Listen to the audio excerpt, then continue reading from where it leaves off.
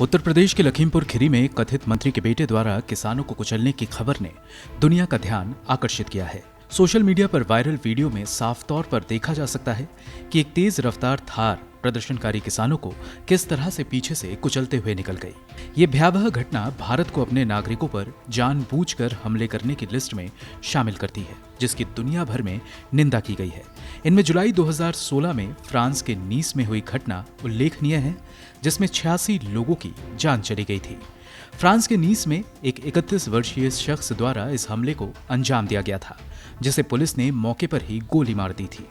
इस घटना को लेकर फ्रांस के राष्ट्रपति और शहर के मेयर ने खुद उनके स्मारक पर बात की और पीड़ितों के नाम जोर से पढ़े गए, जो लखीमपुर खीरी की घटना पर प्रधानमंत्री नरेंद्र मोदी की चुप्पी के बिल्कुल उलट है।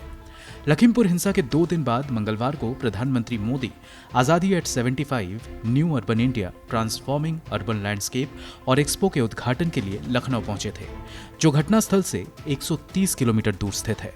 यहां रविवार को एक किलर कार ने किसानों को कुचल दिया था, जो केंद्रीय मंत्री के बेटे की है।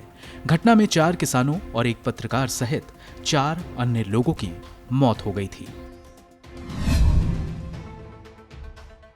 US department of homeland security ने vehicle ramming security awareness for soft targets and crowded places शीर्षक से एक सार्वजनिक दस्तावेज जारी किया है, जिसमें यह कहा गया है कि आतंकवादी हमले में हथियार के रूप में वाहन का इस्तेमाल कोई नई बात नहीं है। इस दस्तावेज में हाल के वाहनों के हमले की एक लिस्ट भी दी गई है, जिसे वैश्विक मीडिया ने व्यापक रूप से प्रमुखता दी थी और दुनिया भर में इसकी निंदा भी की गई थी।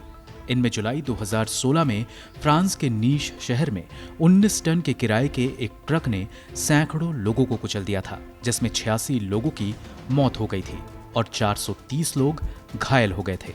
इसी तरह नवंबर 2016 में अमेरिका के ओहियो विश्वविद्यालय के पास एक निजी वाहन ने फुटपाथ पर पैदल चलने वाले लोगों को टक्कर मार दी थी और इस घटना में 11 लोग घायल हो गए थे। इनके अलावा मार्च 2017 में लंदन के वेस्टमिंस्टर ब्रिज पर एक किराए की कार ने लोगों को कुचल दिया, जिसमें 4 की मौत और 40 लोग घायल हो गए थे। इसके बाद अप्रैल 2017 में स्वीडन के स्टॉकहोम में 30 टन के ट्रक की टक्कर से 4 लोग मारे गए थे और 15 लोग घायल हो गए थे। इसी तरह की घटना अक्टूबर 2017 में भी घटी, जब अमेरिका के न्यूयॉर्क शहर में एक वाणिज्यिक ट्रक की टक्कर में 8 लोग मारे गए। ये ध्यान देने वाली बात है कि इन सभी घटनाओं में पुलिस ने एक त्वरित पहली प्रतिक्रिया शुरू की और संबंधित कानूनों के तहत आरोपियों के खिलाफ कार्रवाई भी की गई। ओहियो, नीस और वेस्टमिंस्टर में हमलावरों को घटनास्थल पर ही मार गिराया गया था, जबकि स्टॉकहोम और मैनहट्टन में अपराधियों को उम्र कैद की सजा सुनाई गई थी। ये फिर से लखीमपुर खीरी की घटना में प्रशासन की प्रतिक्रिया के विपरीत है, जहां आरोपी आशीष मिश्र उर्फ मोनू हैं, जो गृह राज्य मंत्री अजय मिश्रा टेनी के बेटे हैं। राज्य में सत्तारूढ़ भाजपा और एनडीए के नेतृत्व वाले केंद्र पर आरोपितों के खिलाफ कार्रवाई करने के लिए विपक्ष का भारी दबाव है। हालांकि आशीष मिश्र के नाम पर आईपीसी 302 सहित आरोपों में मामले दर्ज हैं, जिसके तहत उम्र कैद और मृत्यु दंड की सजा का प्रावधान है और अभी तक किसी की भी गिरफ्तारी नहीं हुई है। वहीं कृषि नेता राकेश टिकैत ने केंद्रीय राज्य मंत्री को हत्या का दोषी और उन पर हत्या की साजिश रचने का भी आरोप लगाया है। इन दोनों मामलों के लिए आईपीसी में अलग अलग धाराएं हैं। ऐसी परिस्थिति में आईपीसी की धारा 307 और 308 के तहत 10 साल तक कारावास का प्रावधान है, जो आगे भी बढ़ाया जा सकता है।